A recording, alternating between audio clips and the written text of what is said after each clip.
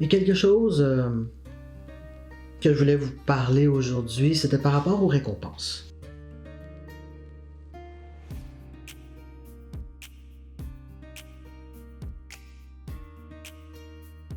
Aux récompenses, je remarque que la plupart du temps, on récompense le résultat d'une action ou d'un choix et non le travail ou l'effort, peu importe ce que ça veut dire, ou l'intention.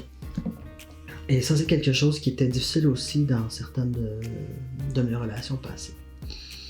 Que peu importe l'intention que j'avais derrière une action, derrière un choix, l'autre personne, en fait, jugeait de ce que j'avais fait ou dit selon le résultat.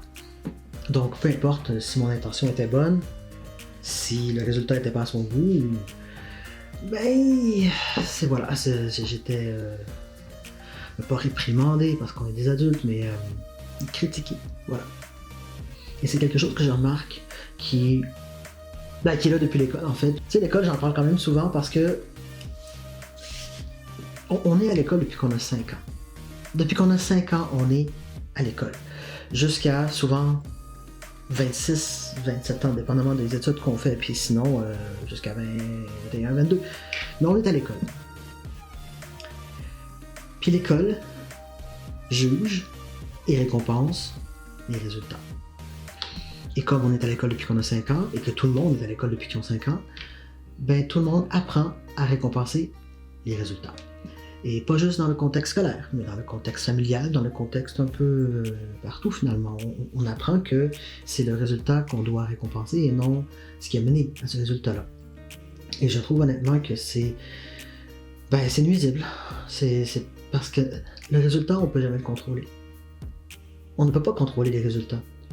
Parce qu'il y a tellement de variables que peu importe ce que je vais dire, faire, ou peu importe le nombre d'heures que je vais étudier par exemple, ça se peut très bien que le résultat ne soit pas à la hauteur de ce que je m'attendais, parce que je ne peux pas contrôler les autres, parce que je ne savais pas ce qu'il allait avoir dans l'examen, parce que j'ai peut-être pris une décision sans avoir toutes les informations, j'en étais pas éclairé.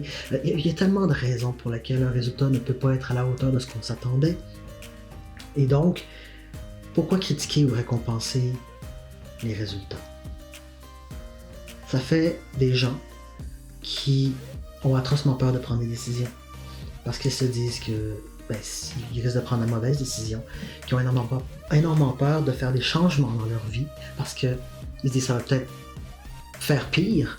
Donc, ça fait une gang de gens qui, de un, sont au statu quo, parce qu'ils n'osent pas faire quoi que ce soit, parce que ce qui est présentement le statu quo, même si il n'y a pas de changement et qu'on aimerait ça peut-être faire plus de notre vie ou plus de whatever, ça reste plus sécuritaire que le risque que le résultat ne soit pas à notre goût, parce que c'est les résultats qui importent et non l'intention, l'apprentissage qu'on fait là-dedans.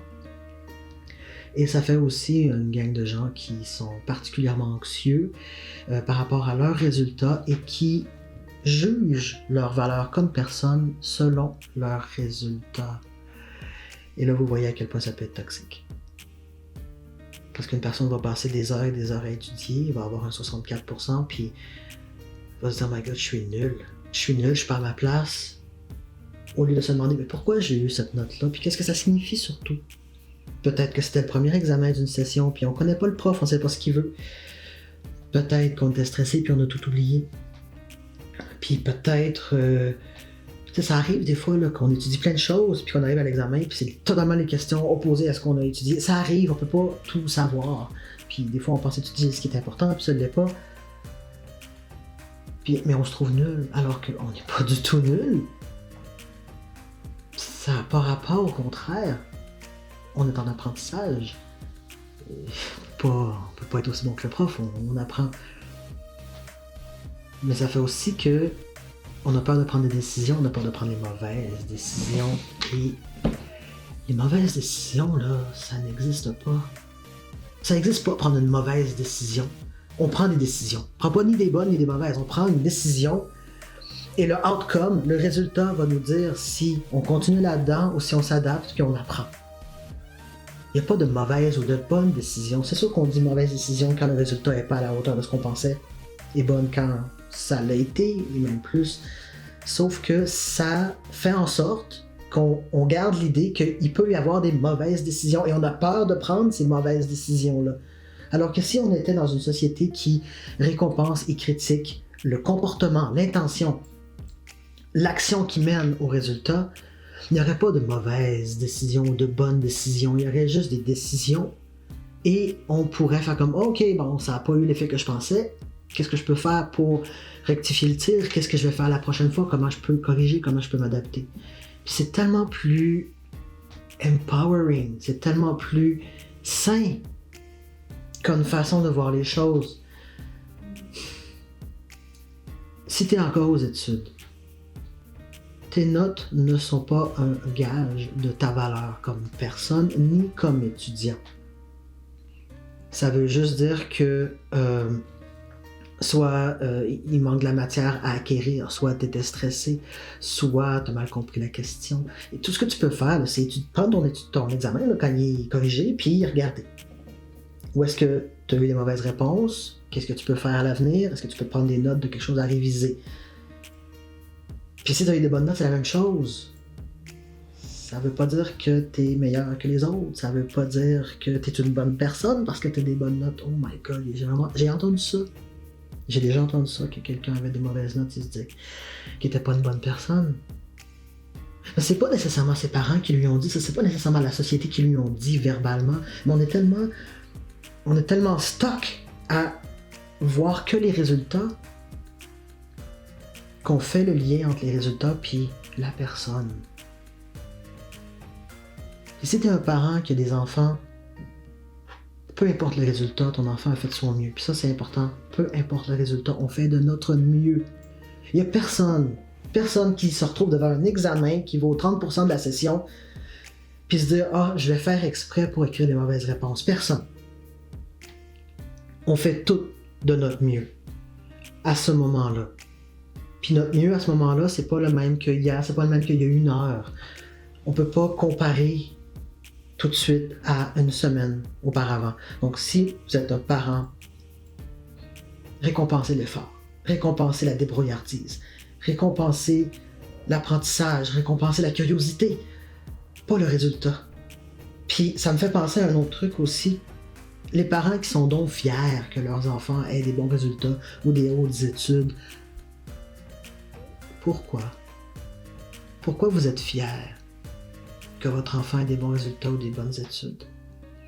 En quoi est-ce que ça vous regarde? En quoi est-ce que vous avez anything à faire avec ça? À moins que vous êtes vraiment assis à tous les soirs pour étudier avec votre kid, pour l'aider à avoir une meilleure note, à apprendre la matière. Vous pouvez avoir une certaine partie de son résultat, oui, qui peut vous appartenir parce que vous l'avez vraiment beaucoup aidé et puis vous avez été d'un bon soutien. Mais à part ça, vous n'avez rien à voir là-dedans. Pourquoi donc c'est tellement... J'ai pas de mots élégants, honnêtement. Pourquoi est-ce que les parents trouvent ça comme prestigieux ou gens qui sont capables de dire avec le torse bombé quand son enfant s'en va en médecine? Pourquoi? Est-ce que c'est toi qui vas les faire, les études? Est-ce que c'est toi qui vas les faire, les nuits blanches? Pourquoi est-ce que tu prends la fierté que ton enfant soit médecin, par exemple? Ou que ton enfant est toujours dans les 90%? T'as rien à voir là-dedans. Puis je pense que autant que la fierté est un sentiment agréable et positif, dans le sens que ça a des bons impacts, autant que dans cette situation-là, je suis pas sûr. Je suis pas sûr parce que, tu sais, des fois, là, je vois les étudiants puis qui me disent qu'ils ont vraiment, ils se mettent de la pression, d'avoir des bonnes notes puis tout, puis ils arrêtent pas de me dire « Mais c'est pas mes parents qui me mettent de la pression. » Ok. Je leur demande « Est-ce que tu as déjà entendu tes parents te dire à quel point ils étaient fiers de toi parce que tu avais des bonnes notes? Est-ce que tu as déjà entendu tes parents parler en bien de toi parce que de tes bons résultats, tu sais? » Puis je dis « Ben oui, tu sais, ils sont fiers de moi. » Est-ce que vous avez déjà pensé que le fait de voir votre parent être fier de vous parce que tu as eu un 95, ça te dit en tête que si tu veux continuer d'avoir la fierté de tes parents, il faut que tu continues d'avoir des 95? Puis que si tu ne les as pas, tes parents risquent d'être déçus de toi. Puis ça fait mal pour un kid. Puis quand je parle de kid, là, tout âge confondu, hein. Une personne qui a des parents. C'est tough. C'est tough de ne pas avoir la fierté de tes parents parce que tu n'as pas eu les résultats ou tu n'as pas fait les choses pour qu'ils soient fiers. Nous, en tant que parents, on est là pour être fiers de nos enfants, peu importe ce qu'ils font, peu importe ce qu'ils décident d'être. Parce que c'est nos enfants. Puis si on a fait notre job de parents comme il faut, ils vont grandir à être des adultes épanouis et heureux. C'est la seule chose qu'on peut être fier de la job qu'on a fait comme parents. Pas de anything que tes enfants accomplissent dans leur vie. Tu peux être fier qu'ils aient accompli quelque chose, mais pas fier de leurs accomplissements. Nuance. Je pense que ça serait le temps là, qu'on commence à mettre plus l'accent sur le cheminement, le travail fait pour se rendre à quelque part, le courage de prendre une décision qui va changer ta vie. Il y a des décisions qui ont un avant puis un après.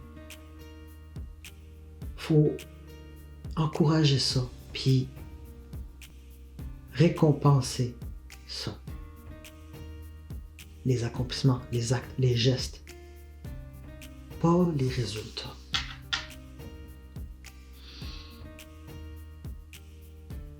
On fait ça. On commence ça. Tranquillement, pas vite, essayer de mettre ça dans vos vies. Fuck les résultats. C'est le chemin qui s'est rendu là qui est important.